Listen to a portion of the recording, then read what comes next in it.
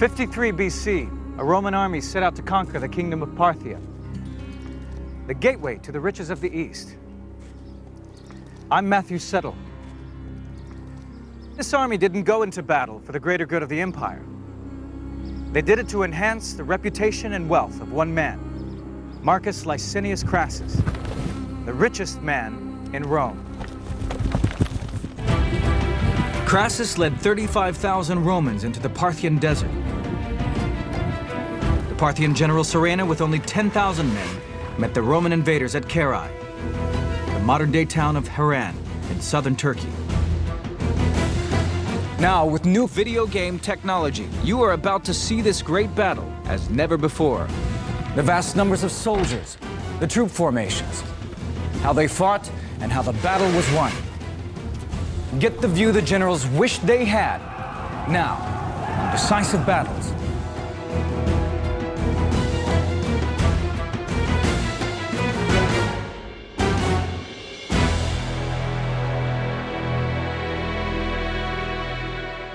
In 60 BC, all power in Rome was shared between three men: Julius Caesar,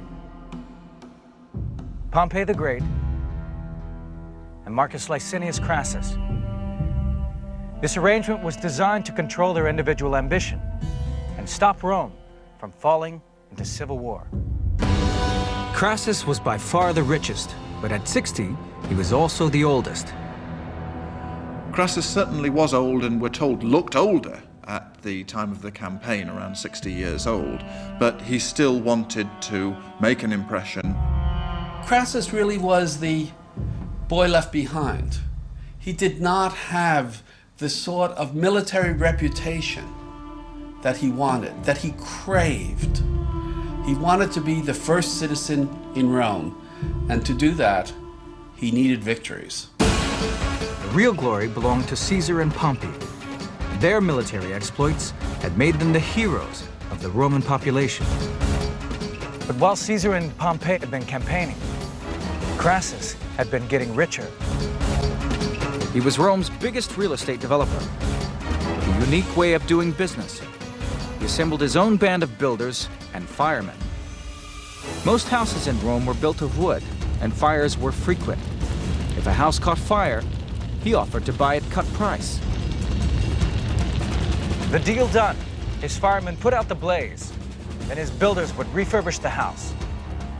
Then he sold it for a huge profit. He was even accused of having an affair with one of the Vestal virgins so that he could get his hands on her house. But his wealth could not buy him the popularity of Caesar and Pompey. Even when he had defeated Spartacus 20 years earlier, Pompey had taken the credit. Then the provinces and armies of the empire were divided between the three men. Caesar received Gaul, Pompey got Spain, and Crassus was given Syria. Now, he saw his chance for glory.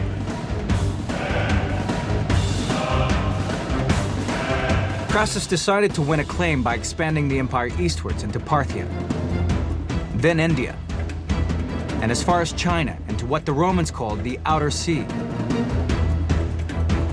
The fact that Parthia had a peace treaty with Rome was conveniently ignored. Crassus saw Parthia as an opportunity, as a political opportunity, as a financial opportunity. He was governor of Syria. He, of course, could protect Roman Syria against any threats, and he used that as an opportunity to invade Parthia. In 54 BC, he arrived in Syria. Crassus had always joked, a man doesn't have enough money till he can buy an army and still have some left over. Now he would put his money where his mouth was. He recruited 7 legions, 4,000 light infantry, and another 4,000 cavalry, a total of over 35,000 men. His son Publius, who was serving with Caesar in Gaul, arrived to lead the cavalry. In the summer of 54 BC, he crossed the Euphrates and entered Parthia. The Parthian king sent ambassadors and offered to let him return to Rome in peace. Crassus replied he would conquer their country. Well, the ambassadors laughed and said that hair would grow on their palms or their hands before that would happen. None of this deterred Crassus.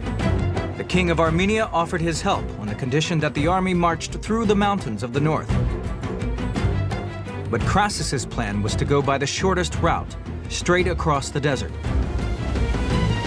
He turned down the offer, and the king and his cavalry rode off.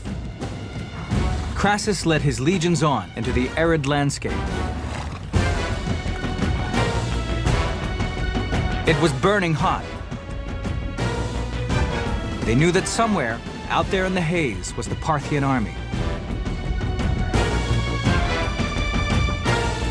The Parthians were very, very different from the Roman Empire, almost the antithesis. The Parthians were a much more feudal type empire.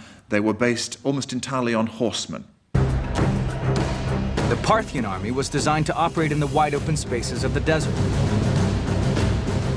It would not seek a head-on clash with the legions. That would be playing the Romans at their own game. The Parthians were horse soldiers. Most were mounted archers who fired from horseback. These people were the masters of maneuver. They were swifter than any other cavalry, that they could fire their weapons at a gallop, not only galloping towards the enemy, but also, even as they galloped away from the enemy, they would turn round and they would fire back over the hindquarters of the horse. And this, of course, is immortalized as the famous Parthian shot. They were supported by the cataphracts, heavily armored cavalry with long spears. The army was led by Surena, a young general in his late 20s. He had 10,000 archers and cavalrymen, and his baggage train contained hundreds of camels, loaded with bundles of spare arrows.